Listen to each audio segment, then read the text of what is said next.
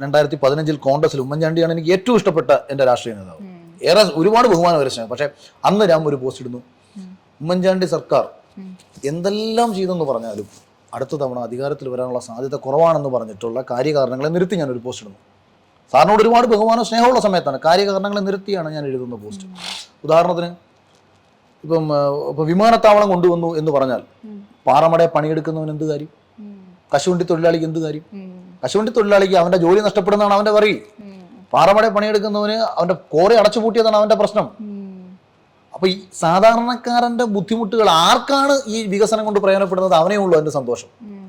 ഇപ്പുറത്തെ സാധാരണക്കാരനെ മനസ്സിലാക്കാൻ കഴിയാതെ പോയാൽ ഇനി ഒരു സാധാ കോൺഗ്രസ്സുകാരൻ അവന്റെ നാട്ടിലെ ഒരു കോൺഗ്രസ് നേതാവിൻ്റെ അടുത്ത് പോയിട്ട് അവൻ്റെ ഒരു വിഷമം പറയണമെങ്കിൽ അയാൾ ഇവനെ മൈൻഡ് ചെയ്യുന്നില്ലെന്നുണ്ടെങ്കിൽ അവൻ ആ പാർട്ടി വോട്ട് ചെയ്യൂ. അവിടെ കമ്മ്യൂണിസ്റ്റുകാരുണ്ടാവും. അപ്പോൾ അവൻ ഓട്ടോമാറ്റിക്കലി പാർട്ടി മാറും.